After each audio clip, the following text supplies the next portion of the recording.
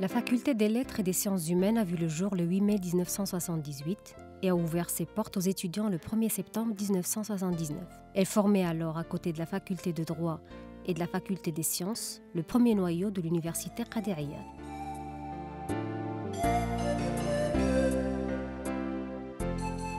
Elle est dotée d'une superficie de 7 hectares sur laquelle ont été construits 4 amphithéâtres, 40 salles d'études et un laboratoire destiné à assurer la formation, l'apprentissage et le développement de connaissances.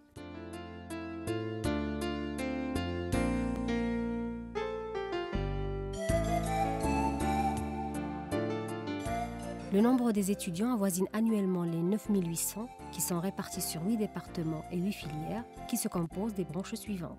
Littérature et langue arabe, littérature et langue française, littérature et langue anglaise, histoire, géographie, études islamiques, philosophie, sociologie.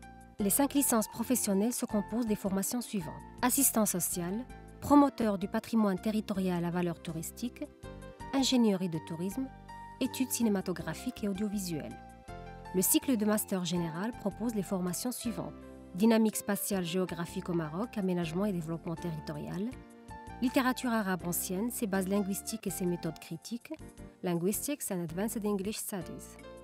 Les masters spécialisés proposent les formations suivantes. Les métiers de la culture, tourisme, patrimoine et développement durable. Centre d'études doctorales. Le texte, études linguistiques et critiques, communication, entreprise et culture du développement, dynamique spatiale, aménagement et développement territorial, philosophie et sciences en Occident musulman, tourisme, patrimoine et gestion territoriale. Depuis l'application de la réforme, le nombre des licenciés a connu une augmentation considérable et varie entre les 1200 et 1300 annuellement. Et pour une intégration efficace dans le marché du travail, les professeurs ne cessent de proposer chaque année de nouvelles licences et masters professionnels. Le nombre des professeurs a augmenté de 16 depuis la fondation de la faculté à 167 de nos jours. Quant au nombre des cadres administratifs, il a augmenté de 65 à 86, répartis sur différents services. Service de scolarité.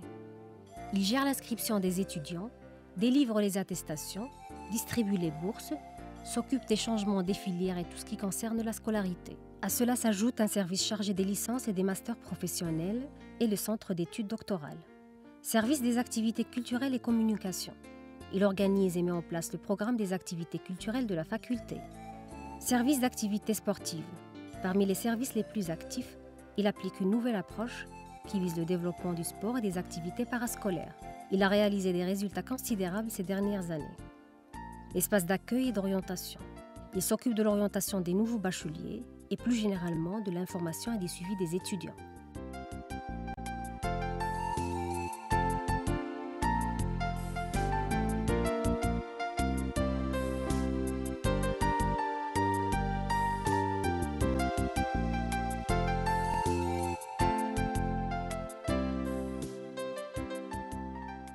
Bibliothèque.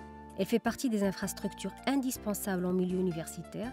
Elle dispose de plus de 90 000 ouvrages et de 2 grandes salles de lecture. Il existe d'autres services tels que le service financier et celui de la maintenance.